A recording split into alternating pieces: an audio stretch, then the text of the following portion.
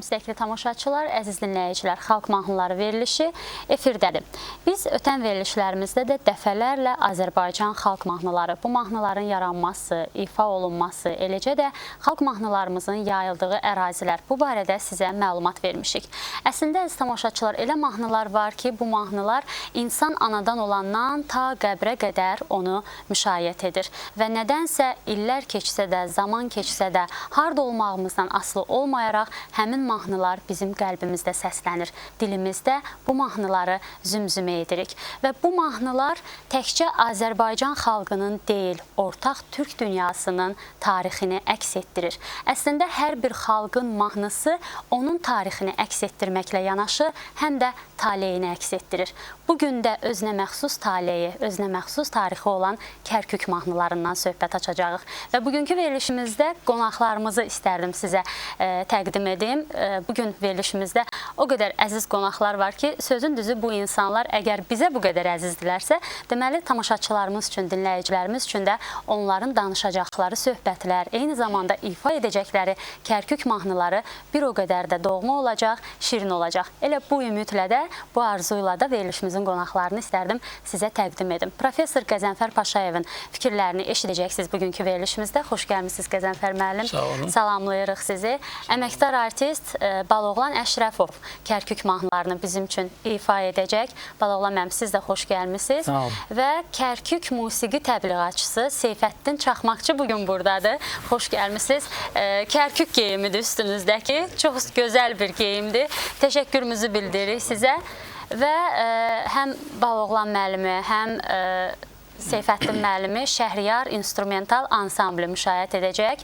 Seyfəddin müəllim Kərkük mahnılarına xüsusi hazırlaşanda Müşfiqlə də bir xeyli məşq edib, səhv etmirəmsə. Hamınıza uğurlar arzu edirik. Qəzənfər müəllim, Kərkük mahnıları, Kərkük eli haqqında çox danışılıb. Elə sizin özünüzün əsərlərinizdə, Kərküklə bağlı tədqiqatlarınızda bir sıra maraqlı mənbələr var. Çox dəyərli fikirlər var. Əslində, bu əsərlərin hər birini oxuyanda adama elə gəlir ki, Kərkük elə bizim öz içimizdədir. Kərkük bizə çox yaxındır. Bu yaxınlıq, bu doğmalıq, bu istilik hardandır? Yəqin ki, bu bizi birləşdirən dəyərlərdən irəli gəlir. Təbii ki, tarixən biz bir bayraq altında olmuşuq. Sonra müəyyən ictimai siyasi səbəblər üzündən ayrı düşmüşük, parçalanmışıq. Və bu baxımdan bizim öndərimiz Heydər Əliyevin 2000-ci ildə Qardaşlıq dərgisinə, Kərküklərin Qardaşlıq dərgisinə verdiyi müsahibədə çox dəyərli fikir var. Orada deyilir, tarixi araşdıranda gördüm ki, Güney Azərbaycanda, Quzey Azərbaycanda İraq türkmanları da bir bütövün parçalarıdır. Bundan dərin söz demək çətindir. Mən 45 ildir Kərkük folkloru ilə məşğul oluram. Ancaq bu dərinlikdə söz həqiqətən də deyə bilməmişdim və mən bu öndərimizin bu dərin kəlamını, müdrik kəlamını eşidəndən sonra daha da qol-qanadımız açıldı, daha da əlaqələrimiz genişləndi. Vaxt var idi ki, həsrətdə idik. Onlar da həsrətdə idi. Bilmirəm, haralıyam, torpağım, daşım qərib deyirdilər. Biz də onlar kimi bir-birimizə həsrət idik. Ancaq vaxt keçdi, zaman keçdi, tarix hər şeyi öz yerinə qoymağa başladı. Bugün ictimai televiziyada Kərkük folkloruna, Kərkük musiqi folkloruna həsr olunmuş biz bir saatlıq verilişə toplaşmışıq. Bundan böyük mənim üçün xoşbəxtlik olmaz. İnsan ki, illərlə bir şey barədə arzu eləyir, istəyi olur. O yerinə yetəndə təbii ki, insan qürur hissi keçirir. Mən bugün qürur hissi keçirirəm ki, bizim Kərküklü, yəni İraq türkmenləri, vaxtilə bizdə türkmen adlanmışıq, Şah İsmail Xatayinin, Nəsiminin vaxtında. Ancaq get-gedə dəyişir, mühit dəyişir, etimologiyalar dəyişir və baxmayaraq ki, indi onlar İraq türkmenləri adlansalar da, onlar heç vaxt özlərini bizdən ayrı hesab etmirlər. Bu, bunların həm musiqisində, həm bayatılarında, həm beşik nəğmələrində, həm adət-ənənələrində, həyat tərzində, hər şeydə, məişətində özünü göstərir. Və bu mahnılarda da siz bir çox şeyləri görəcəksiniz. Bəli, görəcək. Orada heç fərqli söz görməyəcəksiniz. Hamısı eyni, hamısı yaxın, doğma. Kərkük mahnılarını biz dəfələrlə Seyfəddin müəllimin, eləcə də Baloğlan müəllimin və Azərbaycanın bir sıra tanınmış müğənnilərinin, misal üçün Nərminə Məmmədova və Sinan Səidin ifasındakı Evlərinin Ögü Yonca bu mahnı hər dəfə səslənəndə nəsə insanın qəlbində bir həsrət, bir niskil baş qaldırır. O mahnı tək bir mahnı deyil, o 5 mahnıdır və mən sizə deyim ki, vaxtilə 60-70-ci illərdə bizim Araz adlı bir radyo verilişimiz var idi.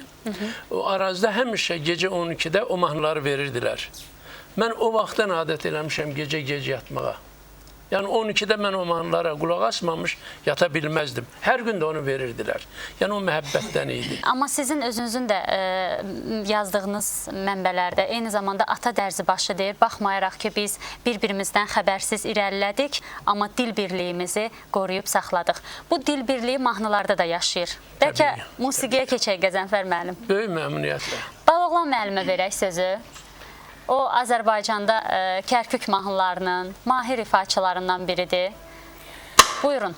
Mən hələ çox gənc yaşlarımdan bu mahnılara böyük maraq göstərmişəm. Qəzənfər müəllimin dediyi kimi, o vaxt Azərbaycan radiosunda Nərminə xanımın ifasında bu mahnını eşidəndən sonra gördüm ki, bu mahnı elə bil mənim ifamda mənə daha bir doğma görünür.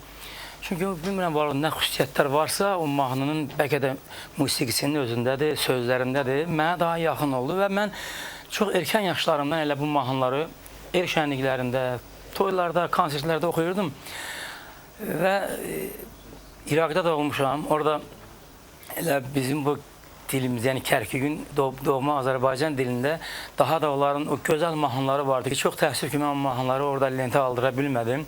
Çox gözəl mahnıları vardı və istəyirəm o mahnılardan birini indi siz üçün ifa edeyim. Buyurun. Hansı ki, Ninnə yarım ninnə, bu mahnını biz elə Nərminə xanımın ifasında eşitmişik. Amma siz dediniz ki... Sinan Səidlə Nərminə xanım. Üzr istəyirəm, Sinan Səidlə ikisinin hansı çox o vaxt dillər əzbəri oldu. Ancaq məsələ burasında da etiraf edeyim ki, bu mahnını bizim Azərbaycanın çox böyük bir sənətçisi, Allah onun ruhunu şad eləsin. Yəni, Məmməd Bağırzadənin ifasında həmən bu Ninnə yarım ninnə, səhv eləmirəmsə, radionun fonunda da olmalıdır. Çox gözəl onu ifa eləyib. Necə deyərlər, yəni digər Azərbaycan müğənniləri də bu mahnılara müraciət edib, amma Məmməd Bağırda çox gözəl alınıb. Və indi icazə versəydiniz, biz o mahnını... Sizdə də gözəl alınır bu mahnılar. Çox gözəl.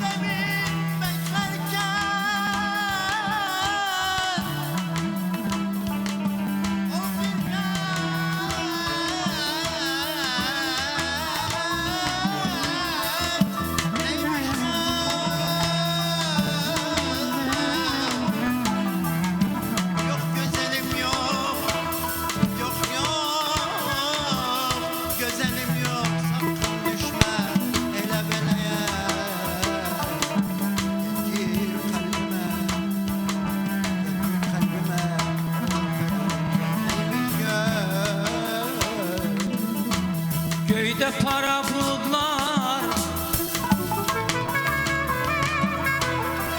göydə para buludlar, para para buludlar. Mənim ərzi halımı, mənim ərzi halımı,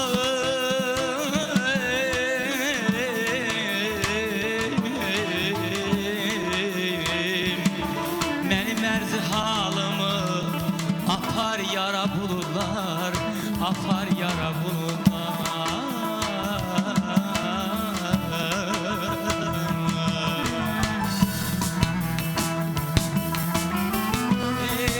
Evlerinin dalı yonca, yonca kalkır dam boyunca, dam boyunca. Boyu uzun, beli ince, nine yarım nine, esmer yarım nine, nine nine. Boyu uzun, beli ince, nine yarım nine, esmer yarım nine, nine nine.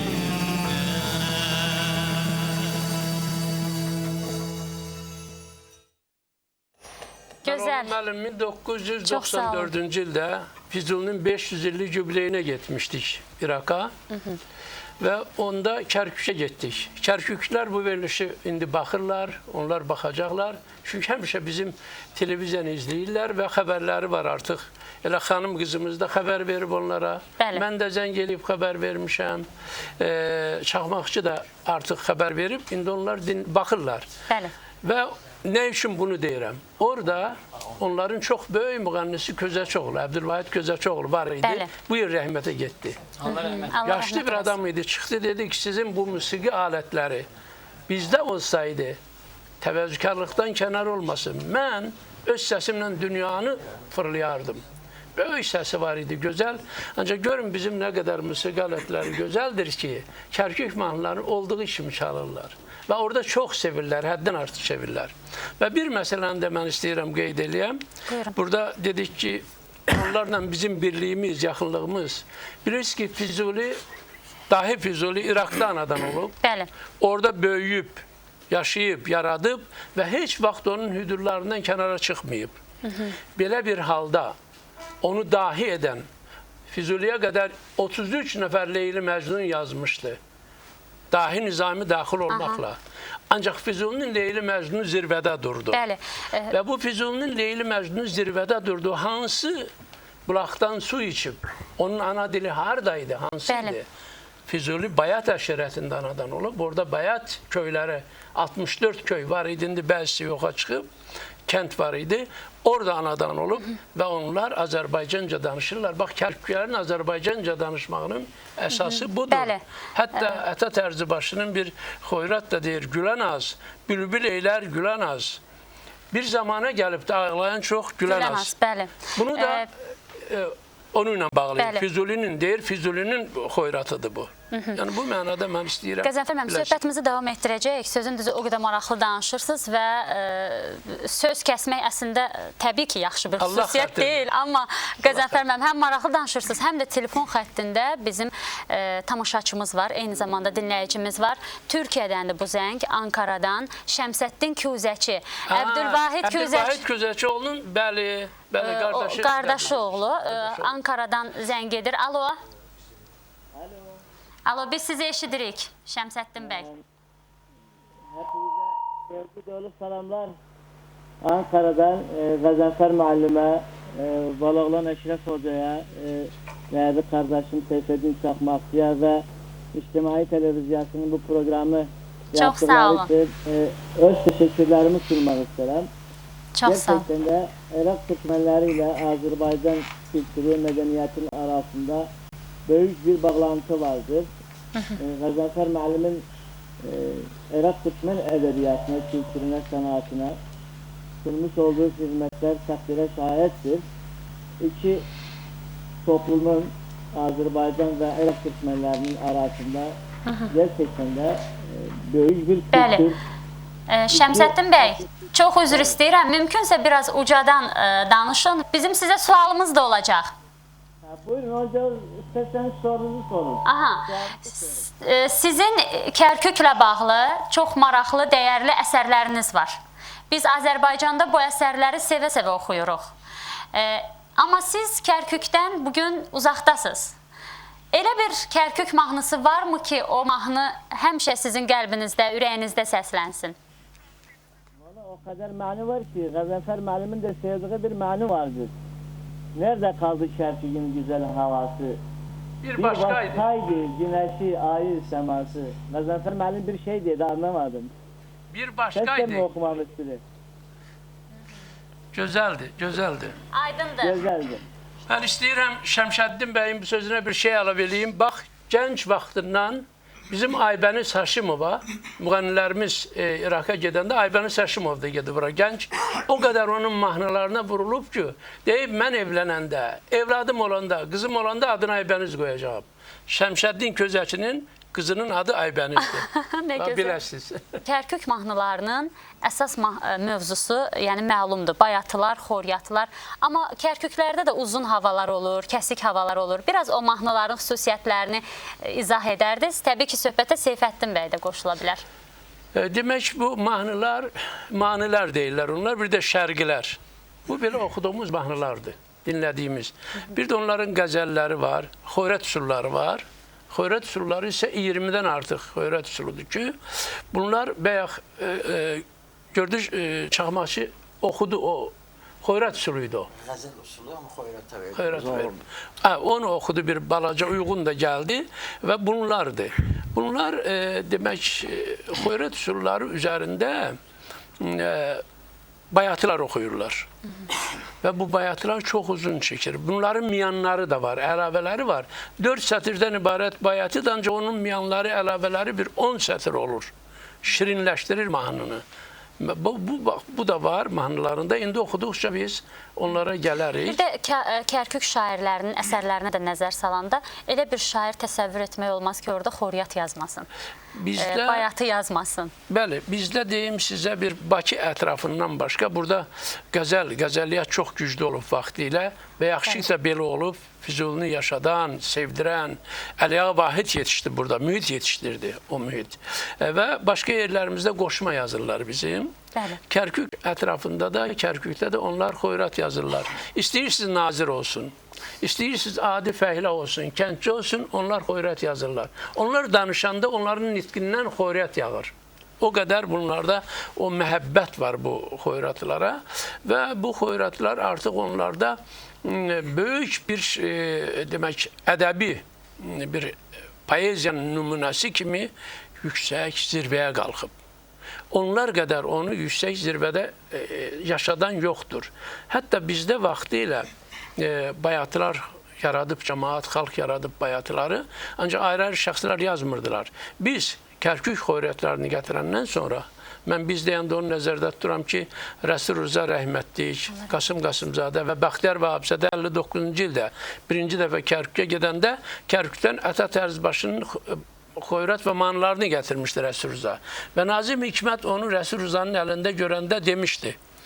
Rəsul Rıza əlində bir kitab gəzdirirdi, elə bir ürəyini gəzdirirdi. Yəni bu o qədər məhəbbət var idi, yaxınlıq var idi. Və bundan sonra Rəsul Rıza 1964-cü ildə, bizim 68-ci ildə Kərkük bayatıları kitabımız çıxdı Rəsul Rızanın bir yerdə.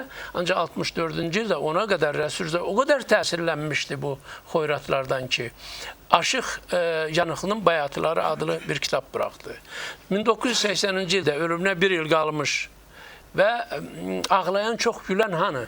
Kərkük, Yaralı Kərkükün bugünkü xoyrət və mahnıları adlı əsər yazdı. Çox belə möhtəşəm belə bir əsər alındı. Bu da yalnız xoyratlardan, bayatılardan ibarət. Və biz həmişə Rəsul Rızanı deyirdik, sərbəst şeirin yaradıcısıdır. Rəsul Rıza əsasını qoyub və sərbəst şeir yazıb. Ancaq bu elə deyil. Rəsul Rızanın yaradılığıyla məşğulluğunda görürük, bu tamamilə belə deyil.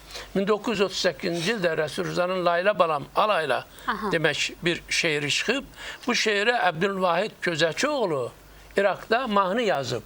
Mən xahiş eləyərdim o mahnını indi oxuyardılar. Oxuya bilərsənmi? Təbii O ki. mahnı çox maraqlı bir mahnıdır. Sən ömrümün gülüsən, gülüsən bülbülüsən, gül dodağın güləndə neynəyirsən gülüsən, layla balam alayla, şirin dilim alayla. İndi oxuyar görərsiniz, yəni Rəsul Rıza'nın bu işi də var.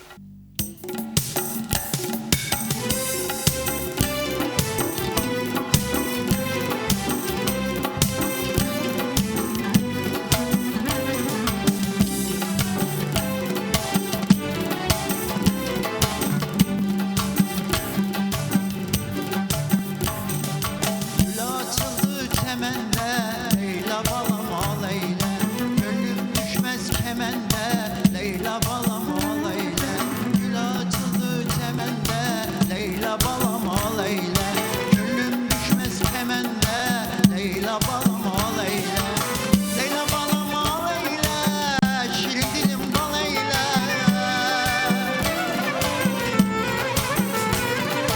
Leyla balam ağlayla, şirin dilim balayla. Gül açıldı çemende, Leyla balam ağlayla. Gül açılmaz çemende, Leyla balam ağlayla.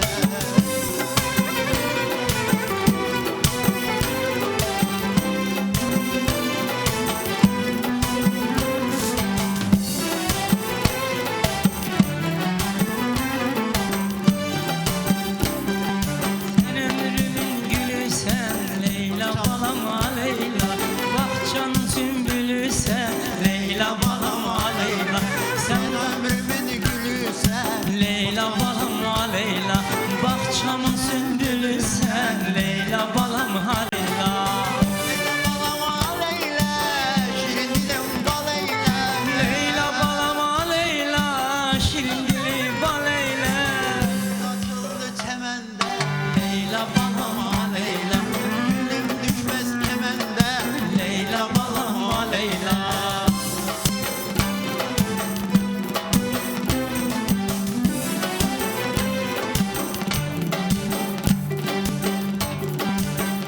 Yara yer, yara yer, gözler.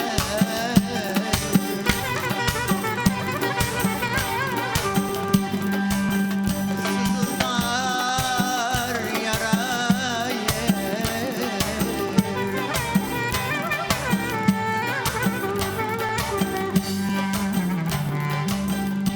Vallahi kervan göç etti gitti mine boylu, mine boylu. Bıraktı yarayı. Ne senden, ne senden ah tükendi, ah tükendi. Aya var, aya var. Ne menden yarayı. Ey yar, ey yar, ey yar, ey yar, ey yar, ey yar, ey yar, ey yar, yaralımdan arayı. Sen doğdun bahtiyar, beşiğine gün doğar. Büyü hele bir yaşa, kurdu geleceğin var. Sen doğdun bahtiyar, beşiğine gün doğar. Büyü hele bir yaşa, kurdu geleceğin var. Leyla balam ağlayla, şirin dilin balayla. Leyla balam Leyla, şirin dilin baleyla. Açıldı çemende, Leyla balam Leyla, gönlüm düşmez kemende. Leyla balam Leyla. Gül açıldı çömende, Leyla balam Leyla. Leyla balam Leyla. Çox sağ olun. Mən istəyirəm bir məsələni də qoyam. Buyurun. Rəsul Vurğun bunlar Azərbaycan payası, 20-ci əsr Azərbaycan payasının ən böyük dahiləri, dühalarıdır. Mən deyim ki, Əbdülvahid Gözəçoğlu nə Səməd Vurğunu görmüşdü, nə Rəsul Rıza'nı görmüşdü, nə onlar haqqında elə bir məlumatı var idi. Ancaq onların hər birindən bir şeirə musiqi bəstələmişdi. Səməd Vurğunun Gülə-Gülə şeirinə Əbdülvahid Maral Gözəçoğlu. çıxdı dağ döşünə. Bəli, 1964-cü ildə onun kitabı çıxıb. Közəçioğlu'nun Xoyrət və bəstələri və orada onu yazıb. Və maral çıxdı dağ döşünə səhər vaxtı gülə-gülə. Burada Közəçioğlu çox yaradıcı yanaşıb. Demək istəmədi, onda deyir, dedim bizə dost araydın, dönüb baxdı gülə-gülə. Közəçioğlu düzəldir ki, dedim mənə yar olaydın, dönüb baxdı gülə-gülə. Gönül səmimi, çox gözəl. Mən istəyərdim o mahnıda İfa olunsun. İfa Qəzənfər olunsun. müəllim, orada bir nüans Baloğlan var. müəllimi buraxmamaq şərti ilə. Axıra kimi biz Aha, bir yerdə ifa eləsinlər. Eksprompt alınır amma Qəzənfər müəllim. gözəl. Bir məqamı da deyək, bu Leyla balam a Leyla. Sonda belə bir misrada fikir var. Azadlıq ölkəsində. O sonra dəyişilib Leylanın ölkəsində. Yəni O azadlıq ölkəsində demək söhbət buradan gedir ki, Soveti heç kim azadlıq ölkəsi hesab eləmirdi bütün dünyada. Və Rəsul Rza məcburan onu yazmalı idi. Yazması o şeir çap olunmazdı və Rəsul Rza 38-ci ildə yazıb. Görün o terrorun, qırmızı terrorun ağır vaxtında. Ona görə Rəsul Rza məcbur idi. Gərək mühiti nəzərə alasan, vaxtı nəzərə alasan. Ancaq Közəçioğlu'nu da düzəltdi, yaradıcı şəkildə. Leylanın ölkəsində. Amma əslində layladan söhbət gedir. Biraz ritmik layladır. Bilmirəm Baloğlan müəllim, siz belə ritmik layla eşitmisiniz indiyə kimi. Amma çox maraqlı bir ifa idi həqiqətən. Buyurun, növbəti ifaya keçəcəyik. Gülə-gülə var repertuarınızda. Gülə-gülə. Mən onun öncəliyi siz indi o Layla Balamda arada bir matarı oxudum. O bizdə Ay sağ ol. bizdə Çərgah muğamındadır orada. Çərgah burada adı dəyişir. Bizdə Hicaz olan Azərbaycanda Çərgahdır. Aha. Orada mahur olan bizdə Çərgah sayılır. Bizdə mahur da var ki. Yox, bilirəm. O Adlarda muğam, fərq var. onun arasında indi hər muğamdan bir neçə cür xoyrət çıxar. Məsələn, şuradan Ömərə Gələdi, Mazandır, bunlar çıxar. İndi bunda Mazan oxuyacağam, çünki şurdur deyə. Onda da matarı oxudum özü, o başqadır. İndi məsələn, Çərgahdan da Dəli Həsəni çıxar, nə bilim, Rastan Beşiri çıxar, Kürdə çıxar, İdələ çıxar. 20-nin üstündə ayrı-ayrı xoyrətlər var bizdə. Yəni, o xoyrətlər hərəsi ayrı muğamın üstündə yapılıbdır da. Dəstgahlara Yolcu var, bənzəyir. kəsik var, nə bilim, o qədər güzel xoyrətlər var. Qarabağı da var. Qarabağlı da var, onu da oxuyacaq. Qarabağ Onu da havasıdır. oxuyacaq, Allah qoysa. Hə. İndi mən burada bir mazanla başlayacağım. Mazandan sonra girəcək rəhmətlik Səməd Vurğunun mazına. Buyurun.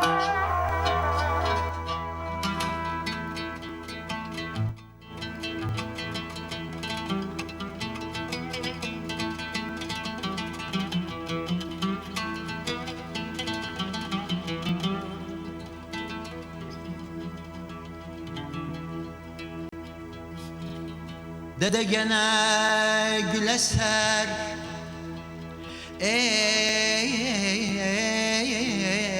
ey gözlerim ağam. Rüzgar eser güleser eğer eğer eğer eğer eğer eğer eğer eğer eğer eğer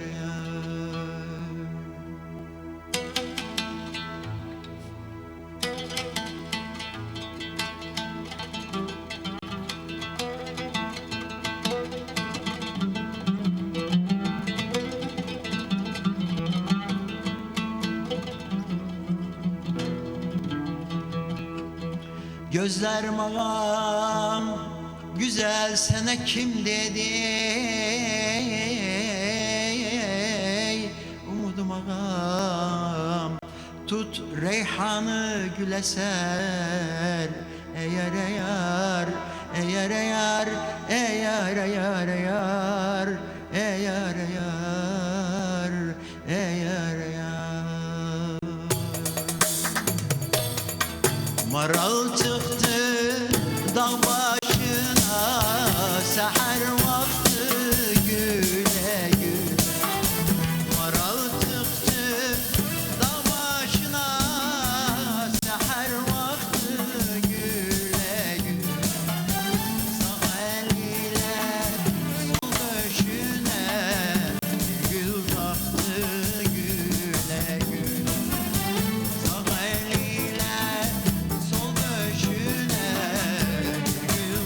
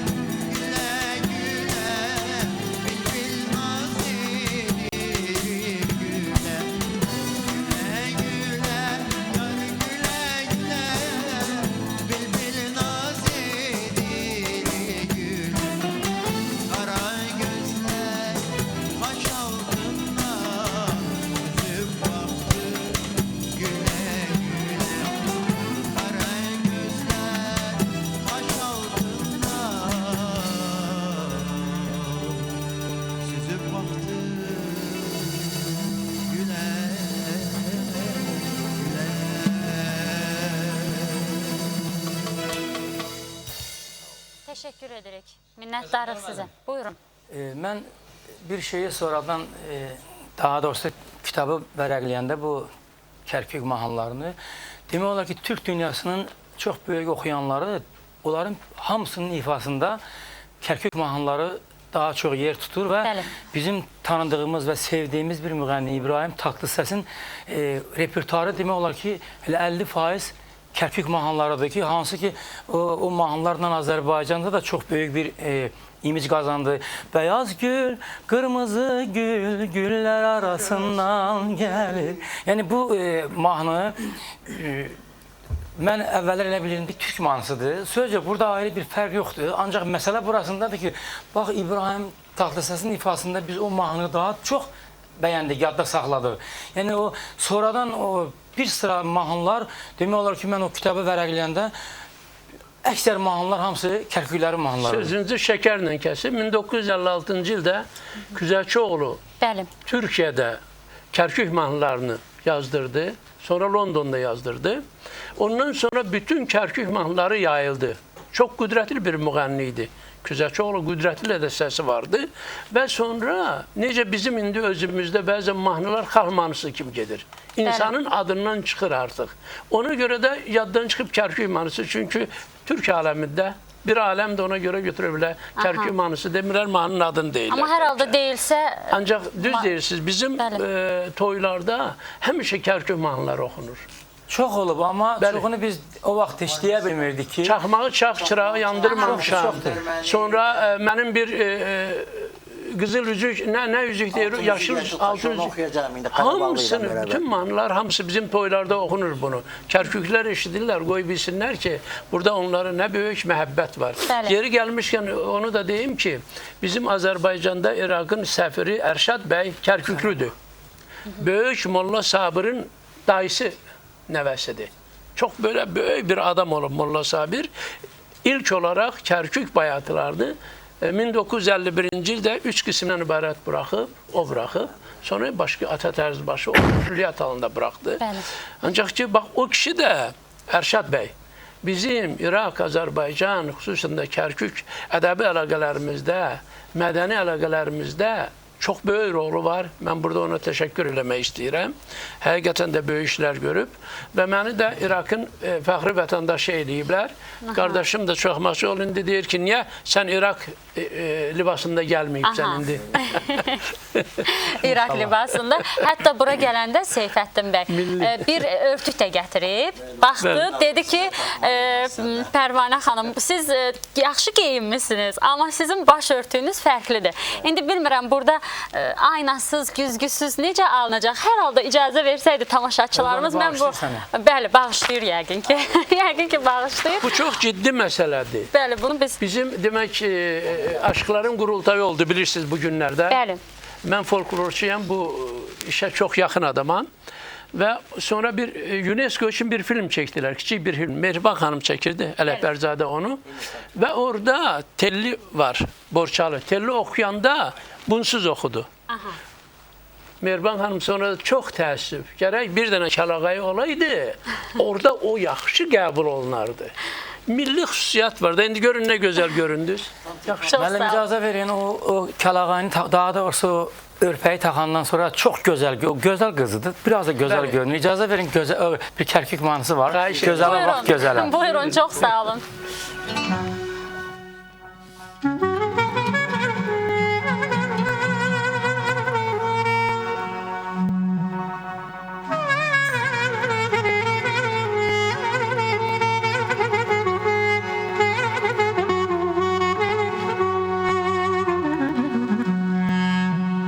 Gözələ bax, gözələ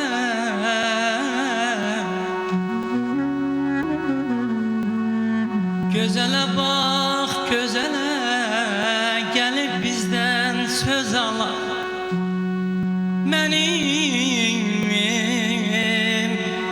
Mənim bir əsərim var Dəyişməm yüz gözələ Dəyişməm yüz gözələ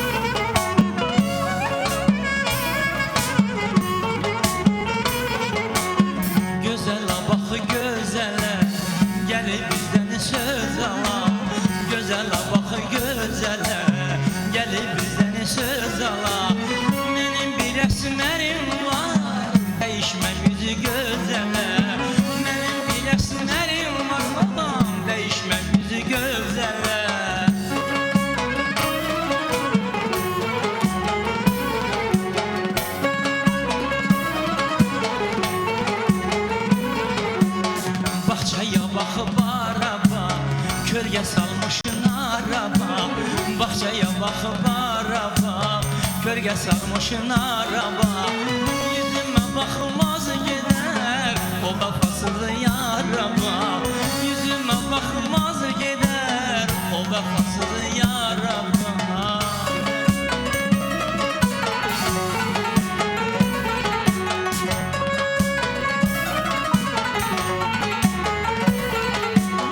Bahçalarından oldum, hayvanlarından oldum. Bahçalarından oldum, hayvanlarından oldum. Geceler hayalımdan, gündüz karımdan oldum. Geceler hayalımdan, gündüz karımdan oldum.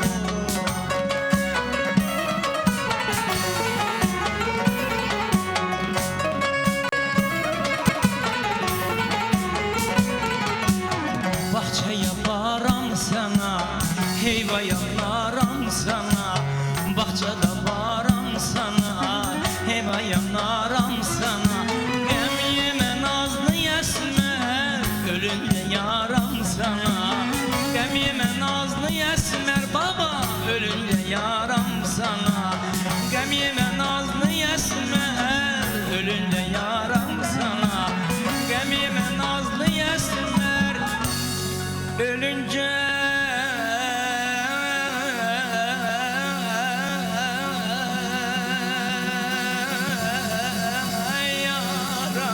sana.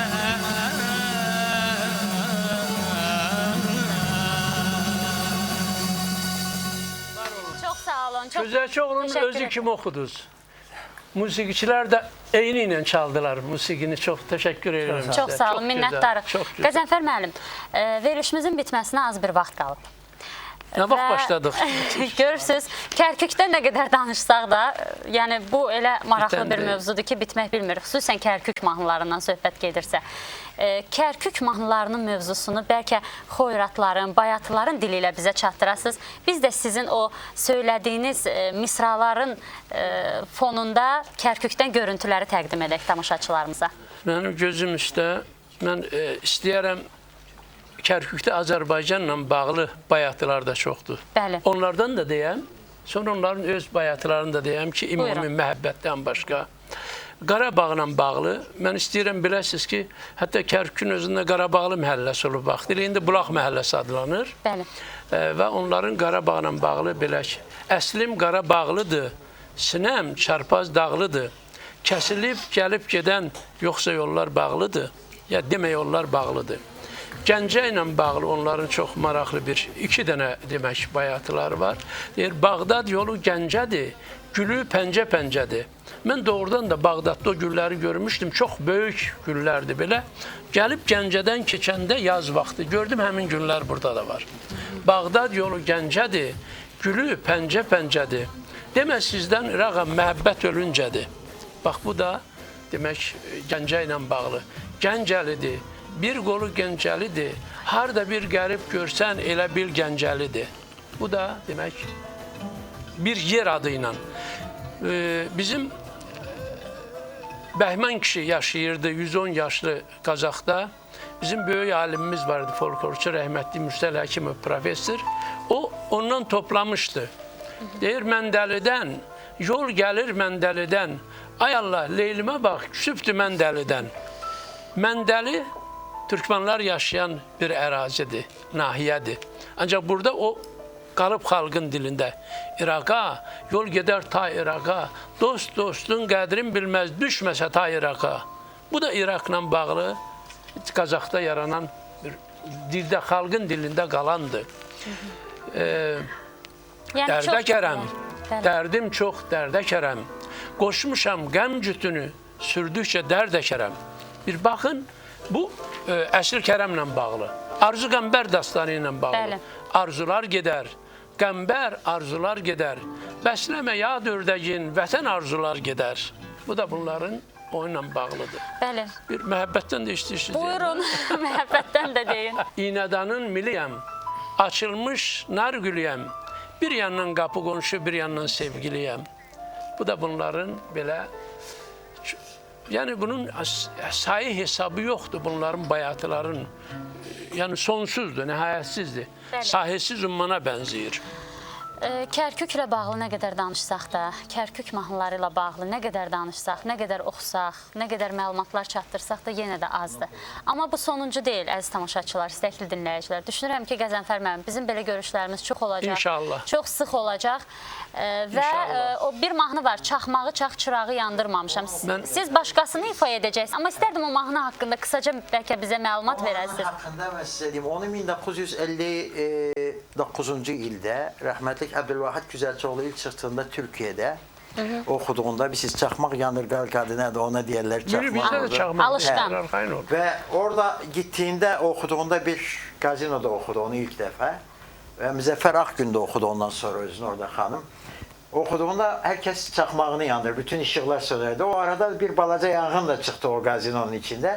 Və o mahnı şöhrət aldı. O mahnı ilk ondan sonra Amerikada, çox plaka Amerikada yazıldı onun da.